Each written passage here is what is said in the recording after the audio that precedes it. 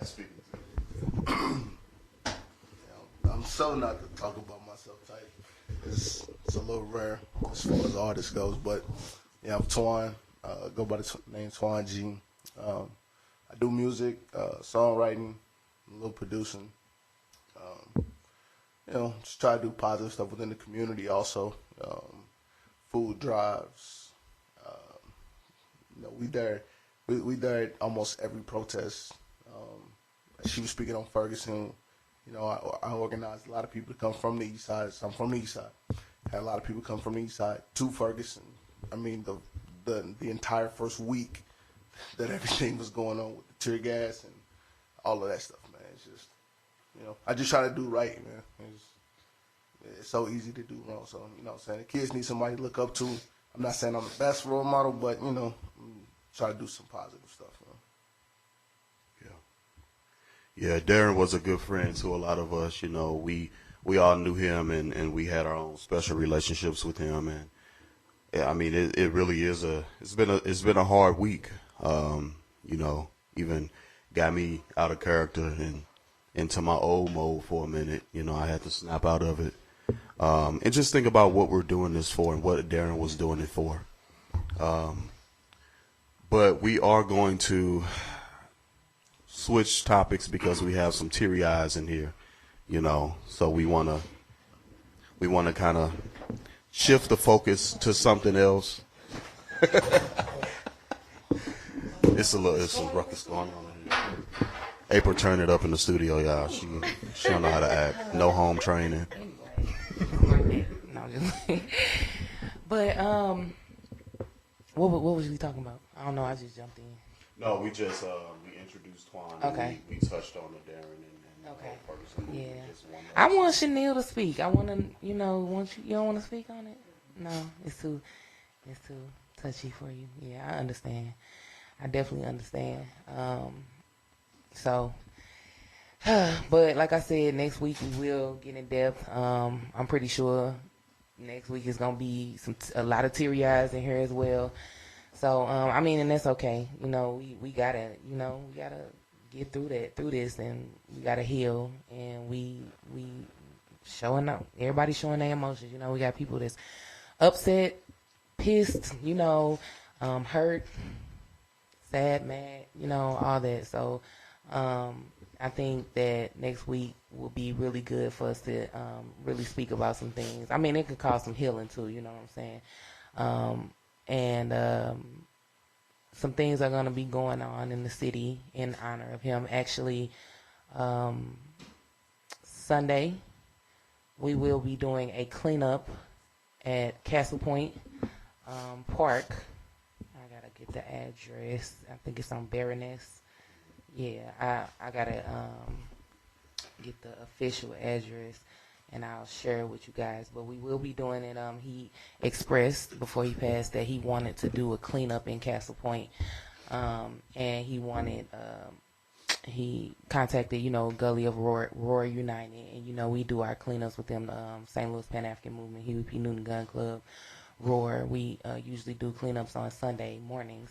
So, he reached out and said that he wanted to do one in Castle Point before he passed. So we are going to honor that request, and we are going to do a cleanup this Sunday. We usually do them in the city, but we coming out to Castle Point, and we want everybody to come out if you can. Bring your children. They actually requested that you bring the children. They want to see the children, and I think that'll really brighten everybody's day to have the children come out in the community. We're going to do, it starts at 9 a.m. That's the workout. It's going to be a 2-mile cardio activity. And then the cleanup starts at 10 a.m. So it's at Castle Point Park, 2465 Baroness Drive, 63136. And afterwards, they're doing a barbecue.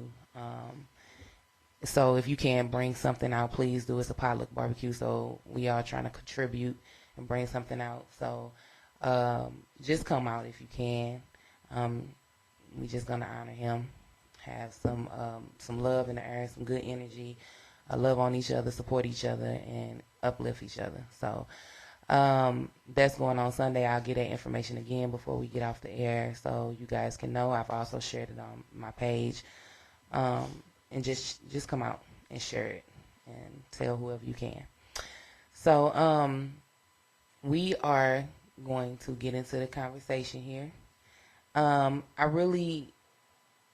My first question I really wanted to ask, I just wanted to get everybody's thoughts on what do they feel like is what are some of the issues you feel like that we have in the community between the black woman and the black man.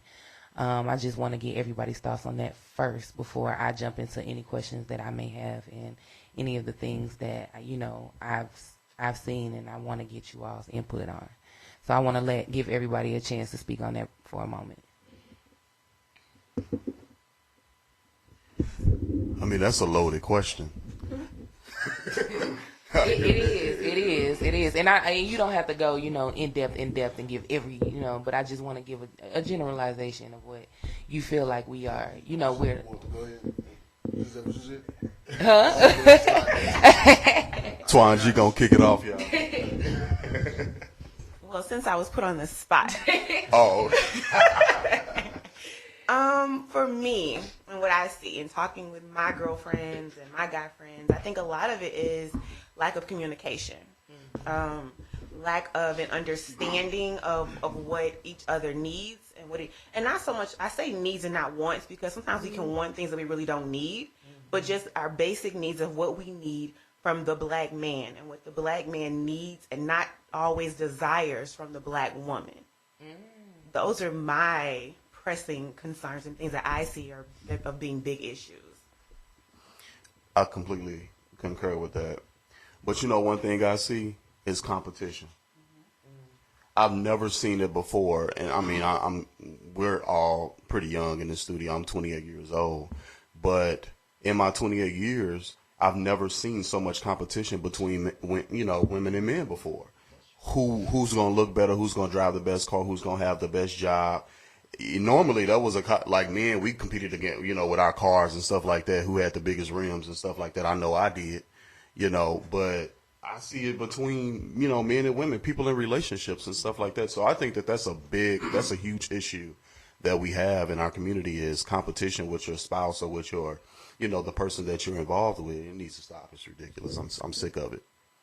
Men be men, women be women. Like, come on now. Well, I would say that one of the things that I think that I see as a problem is our lack of respect for one another and our treatment of each other. And that is from first meeting of sometimes each other and how we think about one another is very negative and very inappropriate, and also lack of family values. And there is no family, no unity within trying to keep the black family together. That means mother, father, child, in a respectful relationship, not just being there just to have somebody there. Just to have instead of or out of convenience or just because they feel that that's appropriate, but not really doing the appropriate necessary things to build it, to make it strong and make it worth being together. You want me to go ahead? Yeah, I'll go last. I'll go first. I can dig it. All right. The biggest issue that I've seen and I've noticed with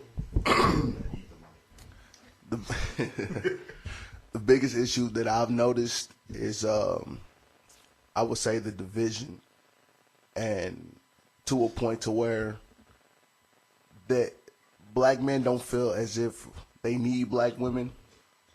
Black women don't feel as if they need black men, and that's just kind of. I think that's something that's been passed down from generation to generation. I mean, speaking with a lot of different people, I got a couple NFL friends and stuff that used to stay here. Obviously, when the Rams were here, what they were telling me is that a lot of the higher ups look at you differently if you showed up to an event, with a black woman. If a black man showed up to an event with a black woman, he was looked at differently. As opposed to showing up with a woman of a different nationality, you know what I'm saying?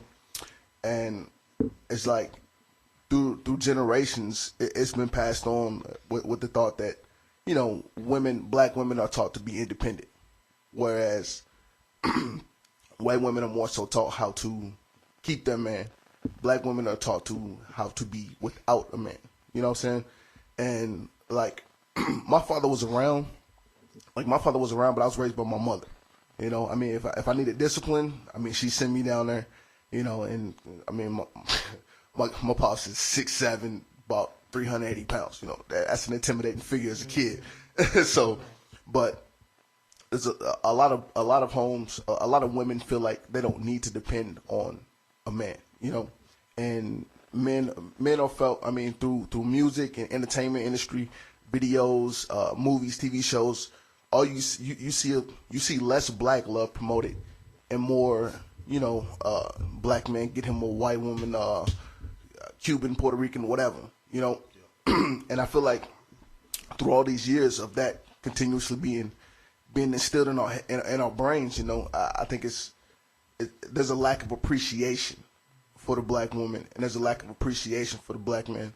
I mean, you look at the mass incarceration amounts of the black men, you know, black women become forced oftentimes to deal without black men, you know? And I think that's just where the problem lies now, more so, is that we've both been conditioned to be without the other.